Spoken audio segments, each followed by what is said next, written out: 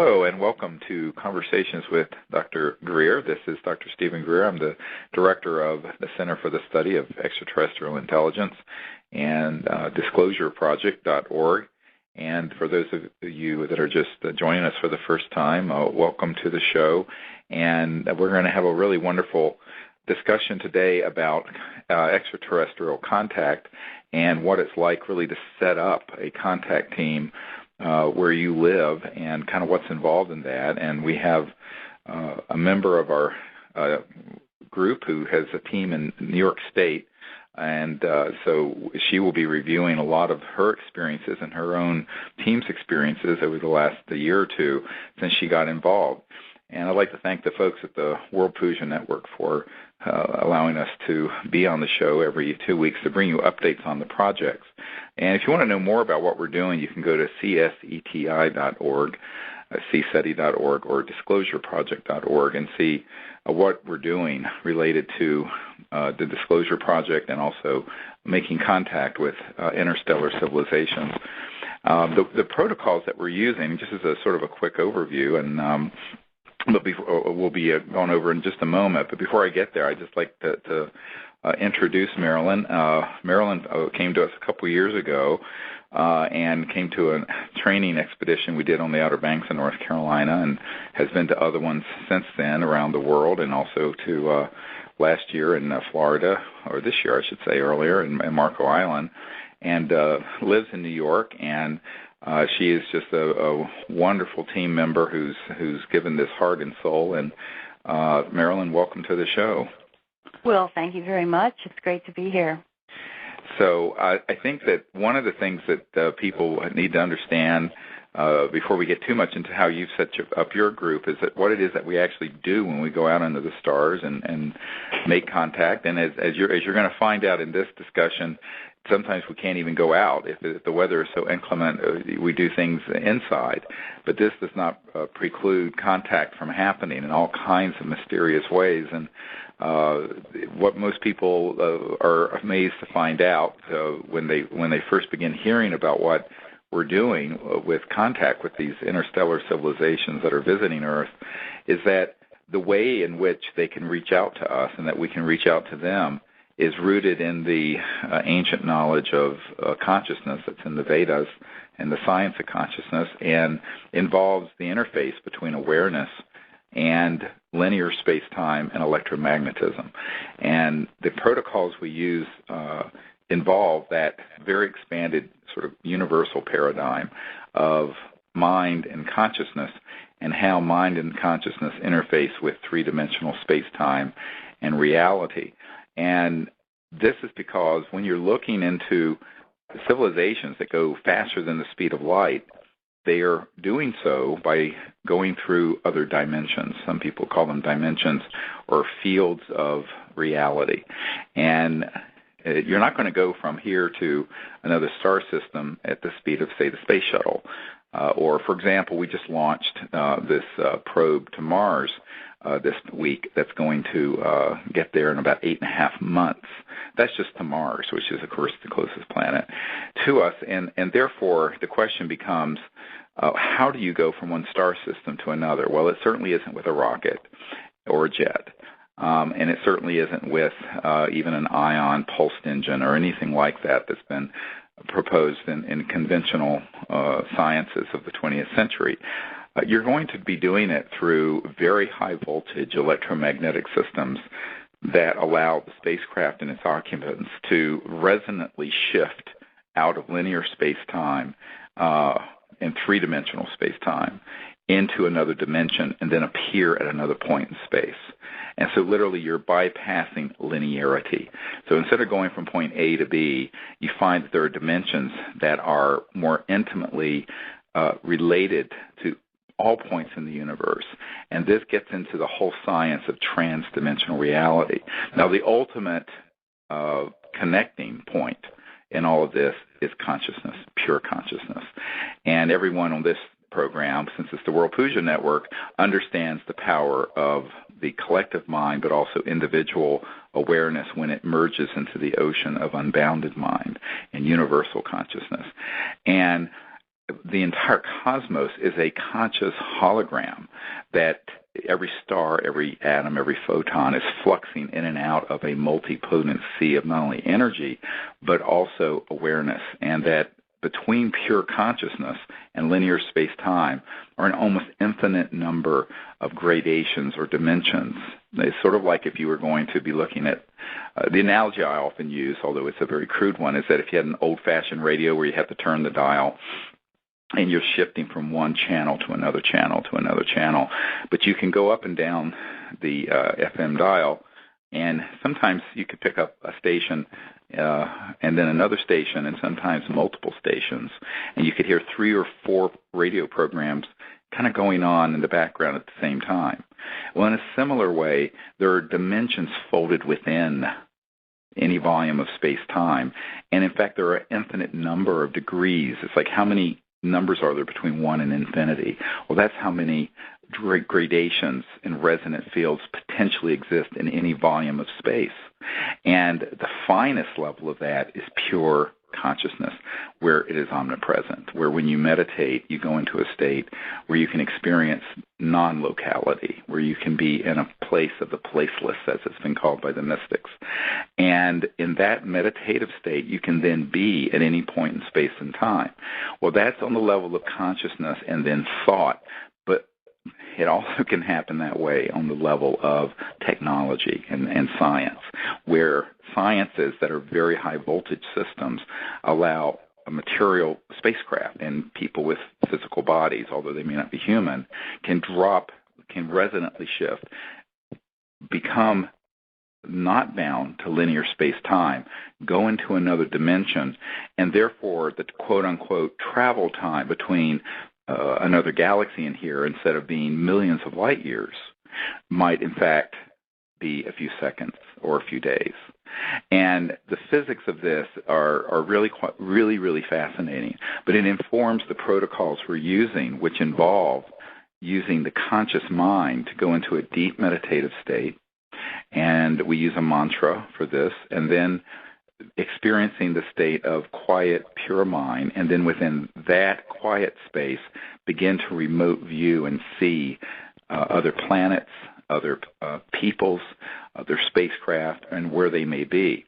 And then once one gets a sense of non-locality, that one has expanded into this ocean of quiet mind and can function within that state, you then kind of turn it around to a active vectoring, where if you see, for example, a spacecraft out in our solar system, you might connect to the occupants and then show them that you're in New York, or out in upstate New York or someplace out in the countryside, and you would show them our planet, and you would show them where you are, zooming in like you would on Google Earth, right all the way to where you're located, and invite them there in a spirit of universal peace that's based in this concept of universal awareness. And so we call this the Close Encounters of the Fifth Kind initiative, where humans make contact with these other civilizations for the purpose of expanding our relationship to the interplanetary level. And so the really central operating system, if you want to look at it from a computer point of view, is this universal mind. And from that, the protocols flow. And this is why people who understand higher states of consciousness and other dimensions really make very excellent ambassadors to these interstellar civilizations, because their reality is that for them to travel and communicate across the vastness of space, they have to understand this concept and this paradigm. They have to have gone beyond the sort of Newtonian, reductionist, linear 3D paradigm in order to go from a distant star system or galaxy to Earth. Now, as you go to disclosureproject.org, you'll see that there's abundant evidence that we are being visited. But you then have to ask the question, if they're here, how did they get here? What is the operating paradigm? And you quickly come into this realization that the knowledge that's in the ancient Vedas and in the ancient teachings in traditions all over the world, the shamans, the Native Americans, in every tradition of this aspect of awareness that is universal and infinite and omnipresent, is very key to this, because the communication systems that they have, and granted they are material communication systems that are very high-tech electronics, they interface with directed and coherent thought as clearly as you and I would connect with a telephone or a cell phone. Now, we're using, of course, electromagnetic signals that are limited to the speed of light when we use our telephones. But we're talking about civilizations that are thousands, or in many cases, millions of years more developed than we are technologically right now on Earth. And what that means is that we have got to understand that new paradigm of conscious quantum reality in order to be ambassadors to these civilizations, because it informs our protocol for contact, but it also informs the kind of experiences we can have, which to some people might seem rather bizarre. For example, stepping outside of the Hollywood movie set for a moment, when an actual extraterrestrial civilization makes contact, it may be that they would choose, for security reasons, not to actually fully materialize in this dimension. They may do something through an electronic system. They may do something through an electronic magnetic field detector, like we take out into the field. They may actually appear as a sort of a plasma-like spherical ball or an energy field in the room where you're sitting. And there could then be communication that would be telepathic, or there could be psychokinesis. There could be all kinds of things that would be attributed to what are called the Vedic Siddhis, S-I-D-D-H-I-S, the powers and abilities of the ancient Vedic knowledge, including levitation, dematerialization, teleportation, bilocation, trilocation, quadrilocation, where you appear in multiple places at the same time. On and on and on and on. And the reason for that is because the experiences of people who have been in these enlightened states of consciousness is that they have actually begun to journey into these dimensions which interstellar civilizations must have perfected in order to get here. They cannot get here using a shuttle, space shuttle, or a rocket, or something that is going slower than the speed of light. And so I've written a great deal in the books that I've put out about the crossing point of light, that when you reach this point where you cross into this whole aspect of the universe, some would say a multiverse, where you have energy fields and realities, you're in a very deep state of reality that's beyond the speed of light, and you find yourself suddenly in getting into experiences that are very similar to, for example, an astral lucid flying dream. And almost everyone's had a dream where they've found themselves flying over some place, or had a precognitive dream.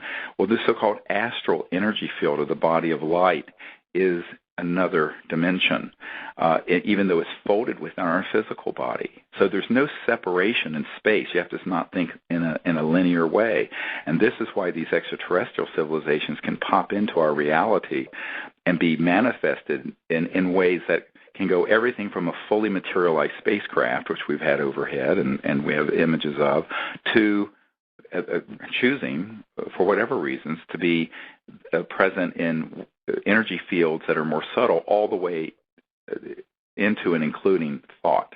And for those of you who understand the power of sound and the mantras, into tonality. We have been out under the stars before, or in a room having a session where a perfectly beautiful chime, like a almost celestial tone, comes out of thin air, and people sitting in the circle with us will see in their mind's eye the form of a spacecraft, a spherical spacecraft that will float through the field, and you can actually see it. But with the physical eyes, you don't see anything. You just hear. And again, this gets into the Vedic concept of name and form, where tonality manifests form and light, not the other way around. And so this is a really exciting sort of exploration where we're bringing together the science of consciousness in the ancient Vedas with the space age and this whole new area of science.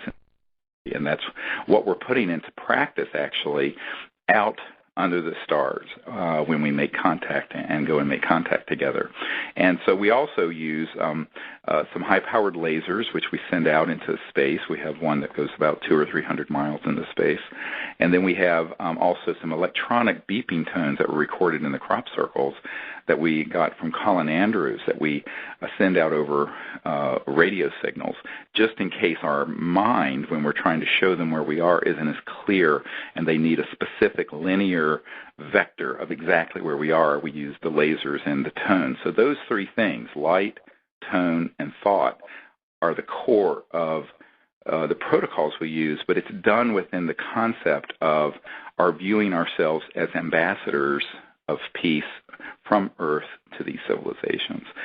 So what we have concluded is that they really are eager to have people reach out and make contact like this, and they give us a great deal of information, even about their worlds. We recently got a question from someone listening to the World Puja Network. Well, why don't they give you? Well, they do. We'll have images in our minds where they will be sending to us what their planets look like, what their people look like, what their houses and architecture look like.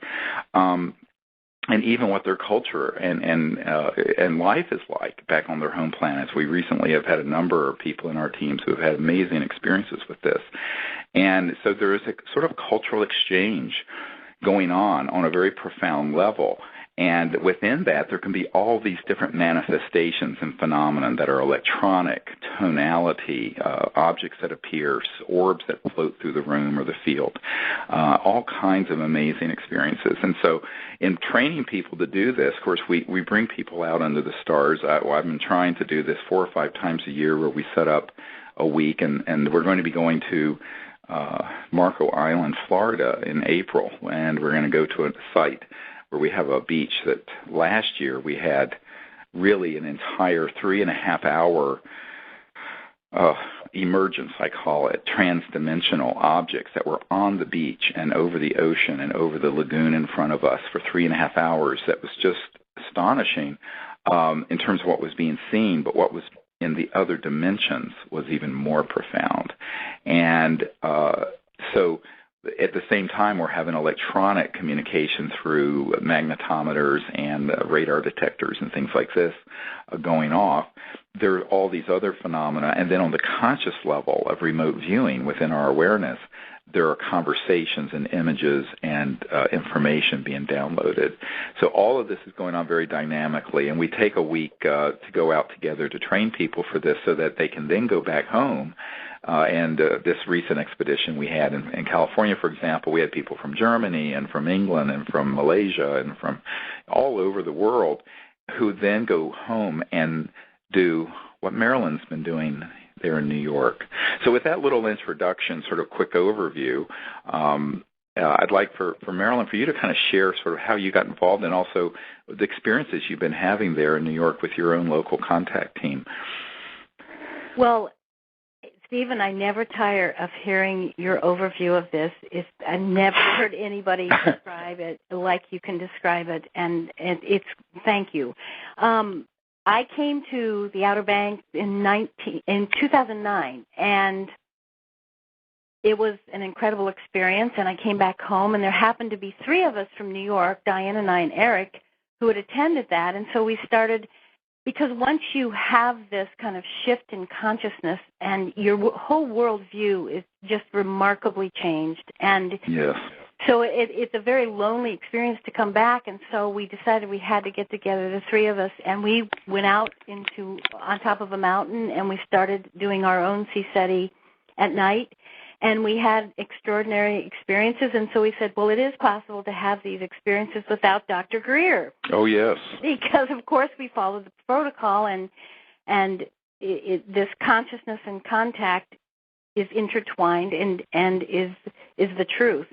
And so we started doing that, and then as more people had gone to CSETI ambassador trainings with you, there were more people in the area. Now we have such an incredible, cohesive group, And people, Stephen, the thing that's so amazing about gathering this group, and we all need it for support because we're all going through these amazing changes. And so gathering in such a safe environment with other like-minded people becomes paramount. And we have people from all walks of life. We have people in the legal profession. We have a guy that works for the sanitation department in New York City. We have a psychologist, which I am, and a social worker, and a massage therapist, and a nurse, and an attorney. I mean, and an entertainer from New York, and farmers, and it's just marvelous. That's how awesome. Yeah. The one thing we have in common is this commitment to holding a space. And sometimes we hold the space for hours to expand the spiral of conscious cohesiveness in the group. And as we've met over the months, our group has gotten so incredible, and some of the experiences have just been marvelous. I want to share one, actually, that happened recently. But as one member of our group put it, it feels like we are developing our own signature energy for the ETs. That's right. And we do. It really is quite extraordinary. So we gathered, there's global CSETIs all throughout the world once a month, where everybody on the planet who has a local CSETI, we all go out the same night, Saturday night, with the new moon. And on October 29th was one, and so our group gathered, even though there was a snowstorm in October in New York on that day. So what we decided is everybody was going to come up and stay for the night so they wouldn't have to worry about the snow. So people came, and we gathered. There were 6 of us, amazingly enough, in the storm. And we were in the dining room to start the evening just chatting together, and a flash came through the window, and 2 of our members saw this flash, and we immediately said, okay, it's time to go up to the meditation room. Well, we went up, and we were listening to the crop circle tones, actually, and all of us just kind of went right into a meditation. And after the meditation, three of us had this same exact event happen, where we saw the ETs entering the room, giving us a gift of some kind, and each of us saw ETs behind us and in front of us giving us these gifts, and each one had a slightly different twist on that. But 3 out of 6 had the same meditation. And wow. All of us were visualizing there were fairy ETs, and one of our members constantly works with this jellyfish ET. And we saw a lot of orbs coming in the room. And the thing that was so exciting about this, Stephen, is people often think, well, we have to go out and sit under the stars. But this was all done inside. We couldn't go out and sit outside. Right. And inside, we started seeing white, green, and purple orbs. And we started seeing flashes outside. And this whole time we were in the meditation room, the tri-field electromagnetic meter was going off pretty much the whole time, and we'd never had it go off inside like that before. So we took a break, and when we came back from break, we went up to this yoga loft we have and expanded our meditation, and we were holding hands for the meditation, and little did any of us know that we were holding hands in a circle for 2.5 hours. And we thought, when we came out of this meditation, we thought we had only been there for 30 minutes. Wow. And during that time, the temperature changed. There was energy fluxing in and out of the room from the windows like I have never seen. Amazing, like electrical, beautiful fluorescent colors were right in the room. At one point, I had visualized and remote viewed a spacecraft that was right on top almost of our roof of the house, and it was this incredible craft that came down. And at that time, people started feeling vibrations in the floor. The floor to some felt moving. People began getting touched. And finally, there was a flash outside, right outside. We were on the 2nd floor in this yoga loft, and right outside, coming from the ground, was this incredible blue-green, huge flash. And it happened 3 times. And at the 3rd time, a couple of our members saw at the corner of the window a circle of red, blue, yellow, and green light in the yard, and then a flash emanated out of that. And at that 3rd time when that flash came, we lost power in the entire house. And that power went off for 2 hours, and the next day we all went outside to see if there were lines down or transformers. Nothing had happened. There were no lines down. The transformers were fine, but we had just simply lost power when that last incredible burst of energy came from the ground in the front yard, not far from where this room was. And that's awesome. That was just awesome. So at that point, the power was off. We decided to all go to bed, and one of our members was sleeping downstairs, and she went to sleep, but she was hearing taps on the window, and she kind of pulled her blanket up over her head and said, all right. And at some point, she saw a green being beckoning her outside, and the next thing she knows, she was on a craft, and she spent the night on the craft. And, Stephen, the next day when she came up, I said, I hope it wasn't too hot down there for you. I hope the temperature was okay. And she said, I don't think it really mattered because I wasn't there most of the night. And she came upstairs and her pant legs, now mind you, there's snow on the ground outside, her pant legs are wet with dirt on them. And she had just taken clean sweats out of her knapsack and put them on before bed. Right. And they were all wet. No place else in her body, just her pant legs where they would have been in the snow. Right. So that was an incredible experience that night. And, I think the remarkable thing is that it was indoors. They made themselves known through our tri-field electromagnetic meter. They made themselves known through the electricity by the power going out. Several people had cameras. The batteries didn't work. That is one place they come in, and we saw these beautiful light flashes that this craft must have been, I would say, no further than 100 feet above the house. Right. I'm sure. And the thing is that people, when they hear these stories, need to understand the light that you see is so celestial and beautiful. It's not like when you see a helicopter or a light from a car or something. These lights have a brilliance and a purity to them, where you can tell that it's literally coming from another dimension. It's so true. We were all just so affected. Yes. I think we were affected. The light. All of us still can't stop talking about how that light affected us. And the light does, and actually the light is conscious. And so what you have to understand about really advanced civilizations, the ones that are at the level of cosmic awareness and God consciousness, those civilizations, even though they have physical worlds like Earth and bodies like we have, even their technologies are a reflection of their level of consciousness. So, and that is true. That if you look at any civilization, the level of technology they have is a reflection of the collective level of attained consciousness.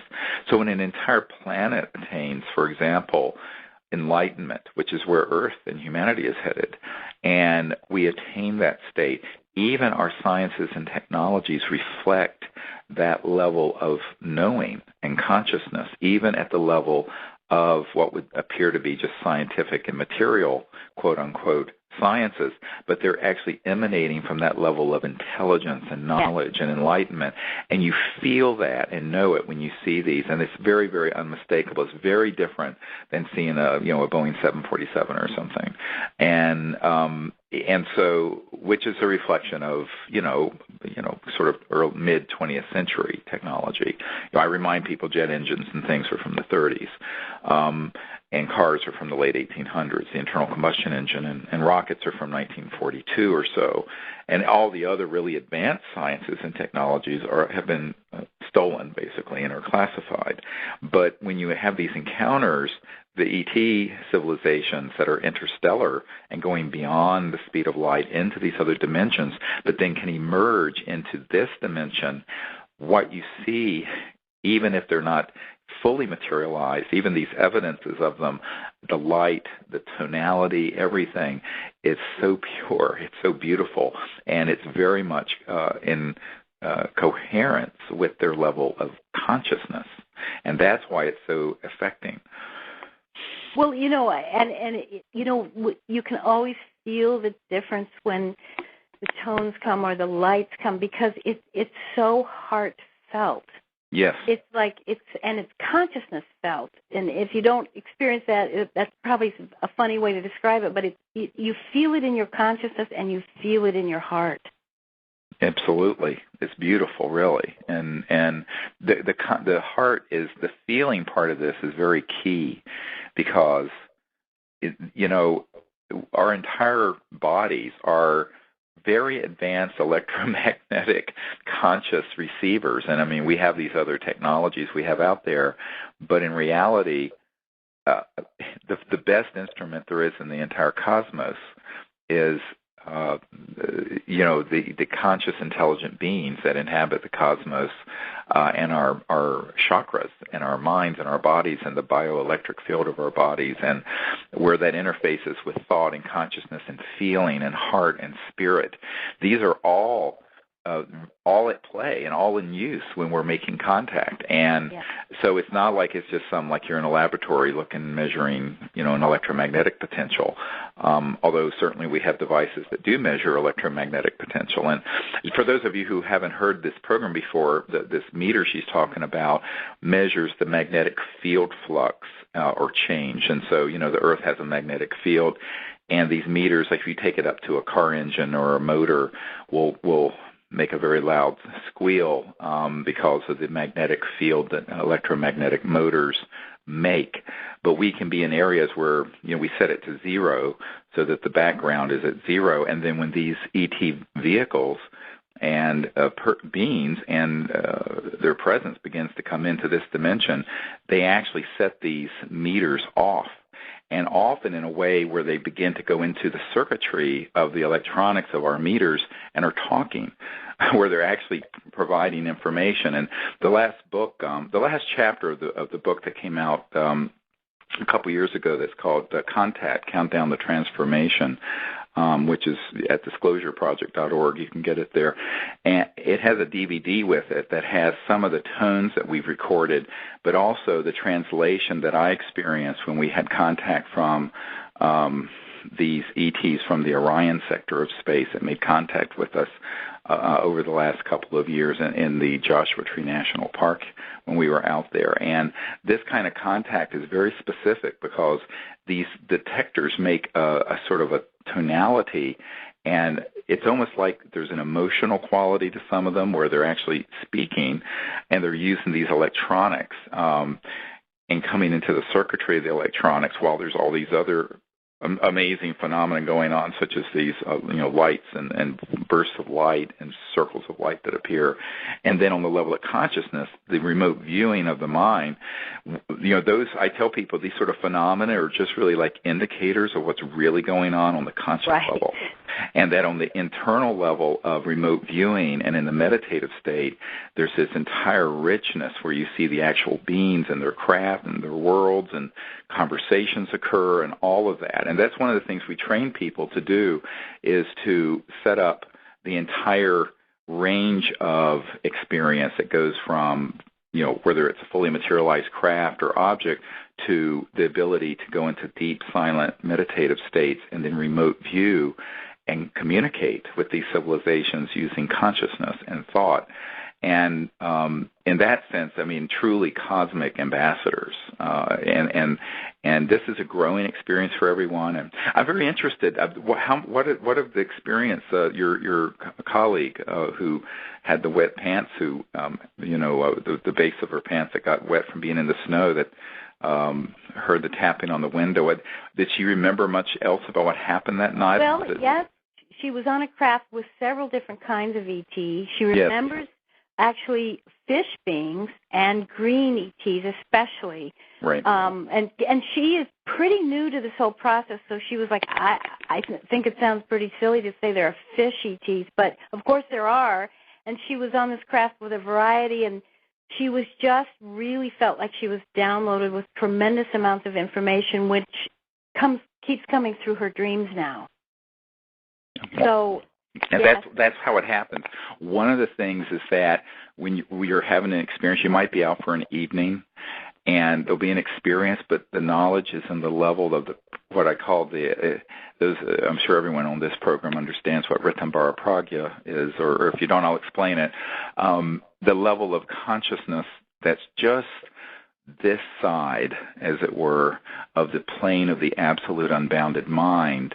In that most subtle field of consciousness, there's a level where all knowledge is contained. It's like the door of knowledge or the book of knowledge, but it's actually encoded within every single human being's awareness.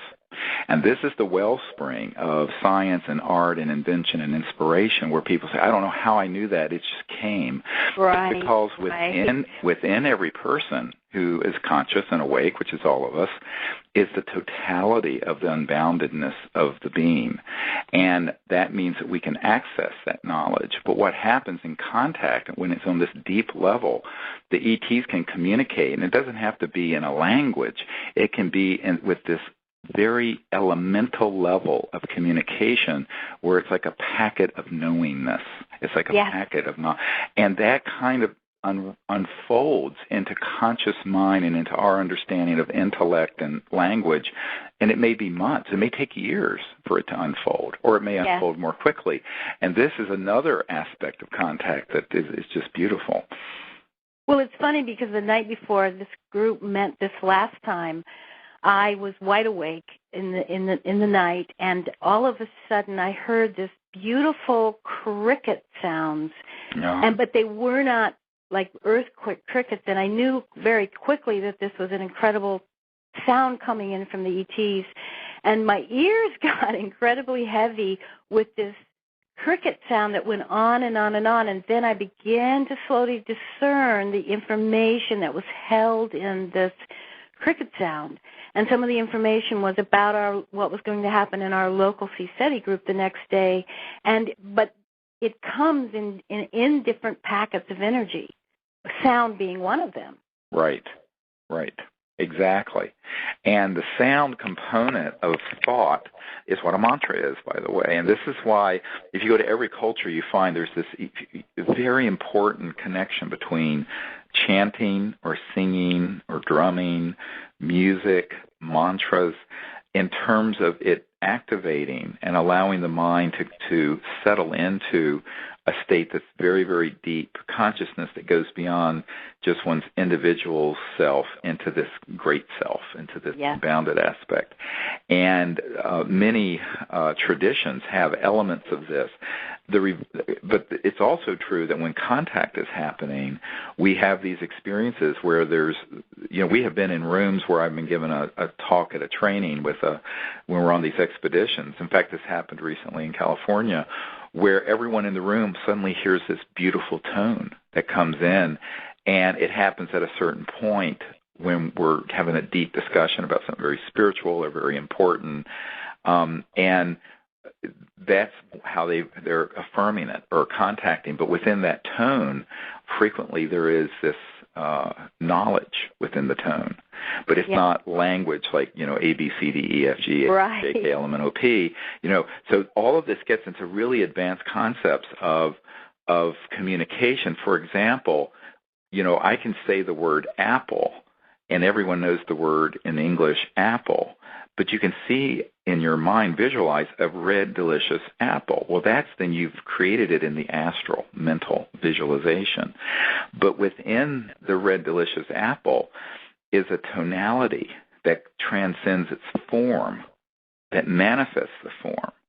And then within that tonality, it's connected to sort of a primal tone that's the emanation of all knowledge.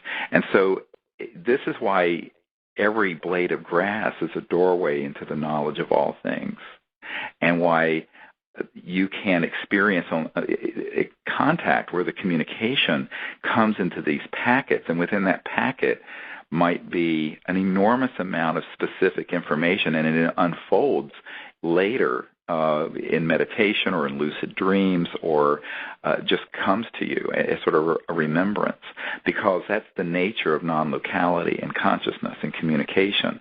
And this is what's so exciting, is that this is how I first experienced contact when I was 18, and I went on board this craft that took me out into space, and we created these protocols together, these extraterrestrial people and myself. And I was this young boy, and 6 months earlier, I'd had a near-death experience that opened me up to the reality of conscious existence. And before that, I was raised, my family were very devout atheists and didn't believe in anything. And I would say they're fanatical agnostic atheists, and nothing could possibly exist if it wasn't in a test tube. But what I found was that the whole conscious universe was folded within us, and that you can experience that. And so I started practicing meditation. Then I learned a mantra meditation, and I was sitting up on this mountain, and I had this experience. And a lot of people have asked me, and I understand why they ask me this, but they'll say, oh, what did y'all talk about? I go, no, it wasn't like that. It wasn't like, gee, let's talk about, that, I went to the store today and bought some really, great Mejdoul dates, and they were delicious. It wasn't like that. It was it was very much where we were together in this state of pure consciousness, and the communication and the contact was all on. It sounds abstract, but it's actually very profound, of oneness and conveyance that was in a form that was pre-verbal, beyond linear, and that is exactly how many people will experience this. Now, other people will get very specific images and very specific words, and people say, well, do the ETs know English? I'm going, well, the thing is, you have to understand that conscious mind, and all of us are in this state of oneness, whether we acknowledge it or not. That is the universal translator. Mind itself is the uber cosmic translator. So it doesn't matter what the originating language is or the person who's receiving it is in. It's going through the field of conscious intelligence, and that provides a translation into your own language. It's amazing. Yes. Okay, and I don't know if we're getting into too deep, but this is really how it happens in terms of just sharing the truth of it. And that's why these experiences, I'm so thrilled to hear, of these experiences people having all over the world. It's so gratifying to me. Well, I'll tell you, Stephen, when you begin to listen to what you're talking about, it is much easier to understand things like remote viewing. Right. And just to add on to what happened to our group that night, one of the members was home in Albany, couldn't make it. So we said to her, we called exactly when we started. She went into meditation, and I said, write everything down. Well, later the next day, we checked with her to see what she wrote down, and we already knew what happened in our group. Well, she remote viewed the exact room we were in, and we always have a choice of 2 rooms. She knew which room we started in. She saw it. She saw the craft over the house. Right. She saw the what else did she see? Oh, she had the same vision of the ETs coming into that room, standing with by each one of us and giving us something, so that was 4 of us that had the exact, and she wasn't even there. And right. That was all through remote viewing, and she's pretty new to this, and it's amazing. Yeah, that is. And this is what I tell people. A lot of people go, oh, well, I've really never practiced meditation, or I practice it, but I've never had any experiences. We had a medical doctor recently who is a Stanford-trained physician who came just the Crestone to his first week event in Colorado in July, or was it June? It was June. And, but he had this amazing breakthrough experience that was the most extraordinary, very extraordinary meditation experience of his whole life. And he'd been on, many, many meditation retreats. But the combination of the coherence of the group and the protocols that we're teaching that involve the specific tonality of this 3-part mantra and of course we always do a puja. We do a puja, try to do one each night now when we go out on these expeditions. Since we're on the World Puja Network, I wouldn't talk about this if I was on some of the New York Times, but because they wouldn't understand what a puja is, but everyone on this show understands that.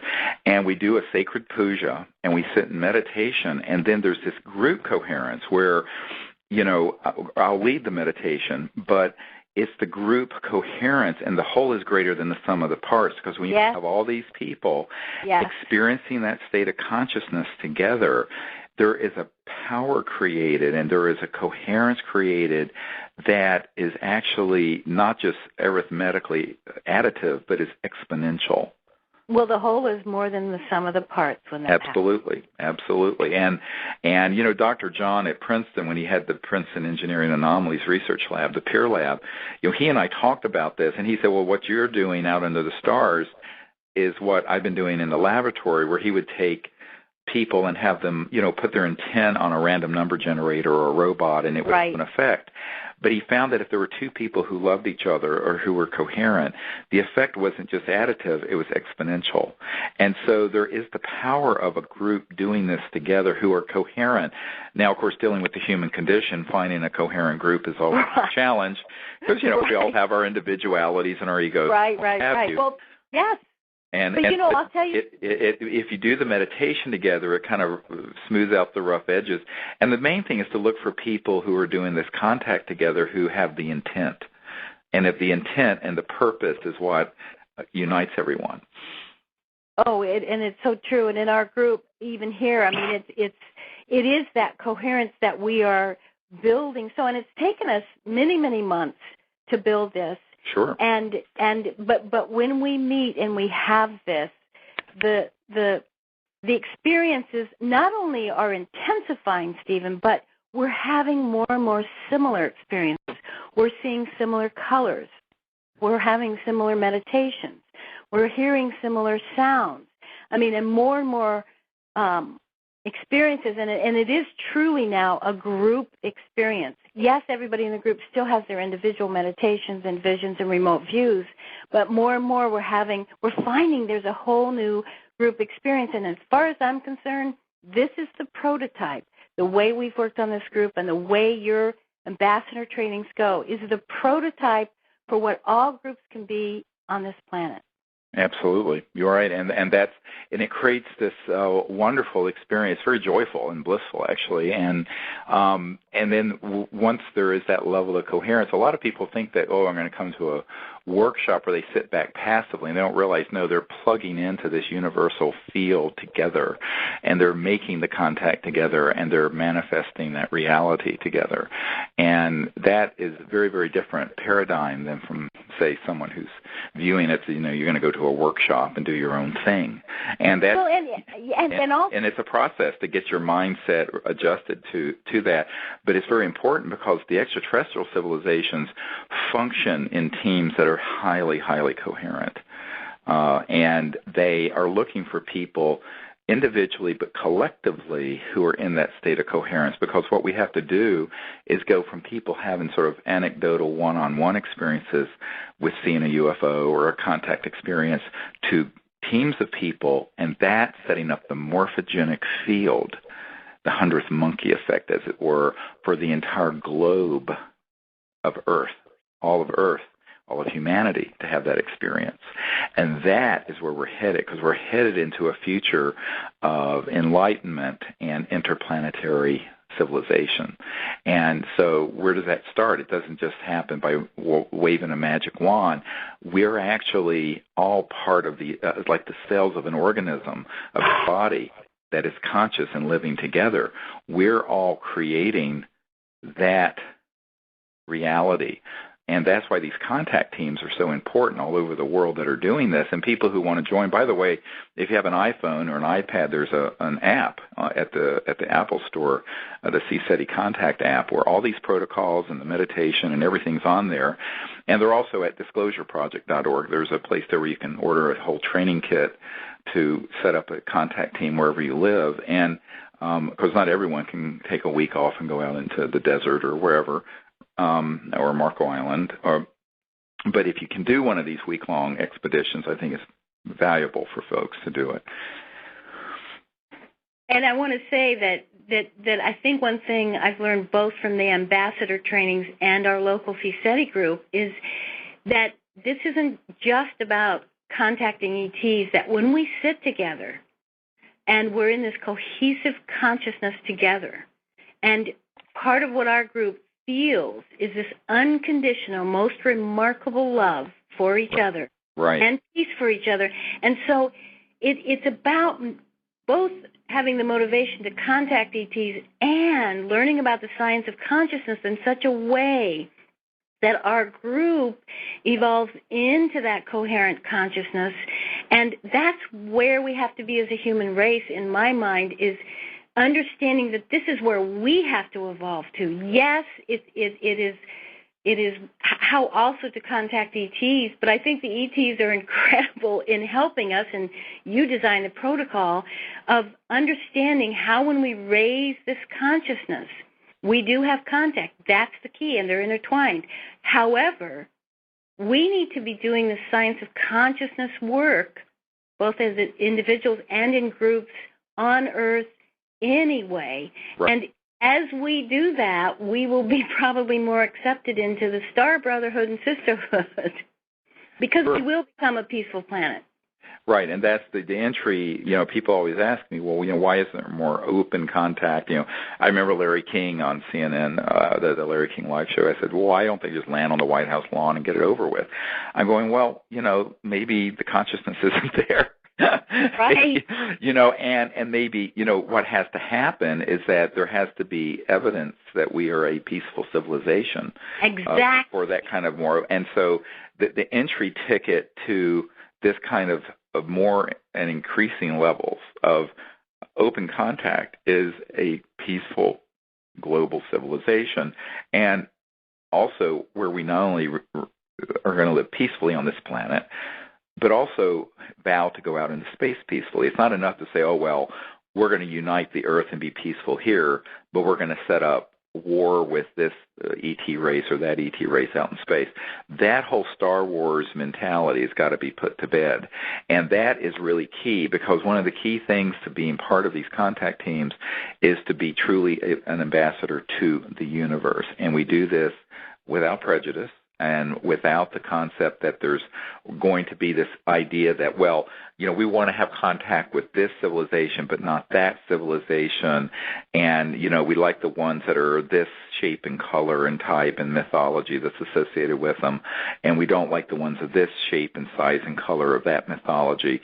In other words, what we don't want to do is do an anthropocentric projection of the kind of dysfunction and nonsense that's gotten us into the situation we're here today, where every race and every creed and every religion is warring and blowing each other up, and then begin to replicate that dysfunctional paradigm in space.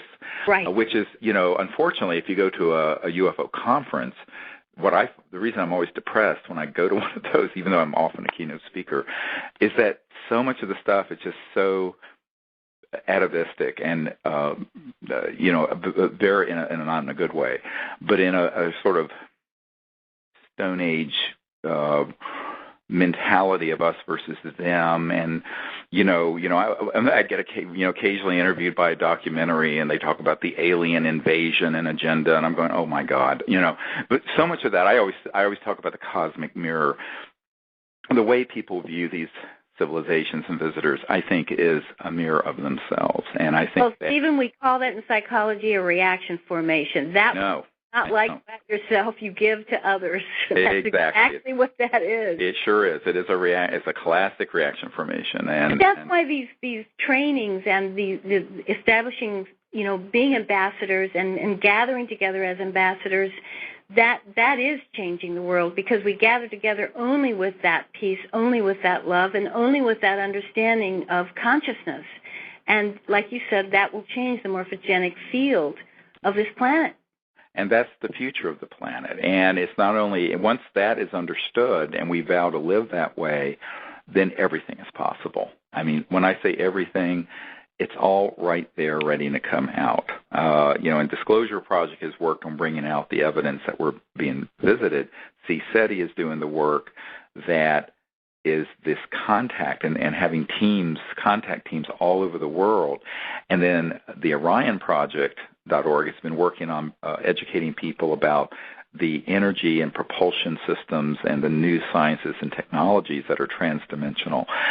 And all of this has to be coming into fruition within the context of a peaceful paradigm, because the technologies can't be brought out and then bent to the purpose of war. They have to be brought out and put to the purpose of peace, healing the earth, creating abundance, being sure that everyone on earth is cared for so that they can be educated and grow into higher states of consciousness. And we can have. That's the vision. And I also want to say, Stephen, that we always get together and we talk about what's happened in between times, and slowly, even in the last 2 years, I've seen things begin to accelerate in terms of everyday people's consciousness. Eric was driving out to our CSETI night on Saturday. He went through a small town because we live out in the boonies. He went through a small town that's notorious for picking up people for speeding. Sure enough, a cop stops him, and the cop says, "I need to know where you're going." And he says, "I'm going out to an ambassador's local CSETI night to contact ETs." And the cop says, "What the heck are ETs?" And he goes, "We're contacting extraterrestrials." And the cop goes, "Oh, wow, that's really cool." He goes back. He goes back to his car to write out the ticket. He comes back and he says, "I'm not going to give you a ticket." And Eric got, isn't that? So even, it's just, we all laugh because I think it's a litmus test of slowly but surely people are more open. Oh, very much so, and it's so wonderful. I was going through LAX airport last month and coming back from these meetings in Hollywood and LA and the desert with our team, and I had gotten through TSA, and there was a whole group of young like college age guys, a group of 3 or 4, and I started hearing my name called, and they started chasing me down the concourse. "Oh, we just love this, and we're doing it also, and you don't know who we are." And so, it's exciting because what we're finding is that people from all over the world are beginning to not only acknowledge that we're not alone, but they're beginning to do something about it. And a lot of people say, "Oh my God," they get into these conspiracy theories. They say, "What can we do?" I say, "Oh, there's so much you can do, because everyone can do exactly what you're doing." And you identify some people of like mind. They understand the concepts in consciousness, practice them, intend to make contact for peaceful purposes, and then the things that unfold are just astonishing and beautiful. And that's happening. And the more that happens, the more it'll turn the entire state of the world in that direction, which is morphogenic fields propagate. Well, somebody said, a CSETI member said, "Stephen is the roots and the trunk of the tree, and all of us are the branches. And the more we go out and establish these local groups, we become a tree that's so full of branches that the branches then have their own seeds." And I think once the government gets that this is already producing a forest of trees, right, that perhaps you'll be safer, and perhaps we'll all be safer. Yes. And that's why it's imperative for people to become ambassadors. It is, and there's so much people can do to learn about it and be part of it. And, we've tried to make it as accessible as we possibly can, even to folks who can't come out for a week with us. And you can find out all about that at CSETI.org and also disclosureproject.org. And it's just an exciting process, and I really want to thank you, Marilyn, for helping spearhead and with Diane and the people there in New York, because to have a group that meets on a regular basis and does this and grows in coherence creates its own local morphogenic field, as it were, and that coherence builds, and that's why your contact experiences are going to get more and more amazing, both individually but collectively. And that's a real process that once it gets established creates its own power, and that's why doing this with a few people who can be coherent and functional and loving and enjoy each other's company is such a great experience for people to have. Well, Stephen, I want to say to you, you've taught us how to be ambassadors not only to the ETs but to be ambassadors in ushering in this incredible time and this new shift and actually this new hope for Earth. So I can't thank you enough. Oh, well, you're welcome. Well, I think we've run out of time. I can't believe it's been an hour already. It seems like it's been 15 minutes. Oh, we had a time warp. Well, I hope this has been informative for everyone, and thank you for being with me today on the show, Marilyn. And you're welcome. say hi to all the dear people there in New York, and to everyone at the World Puja Network.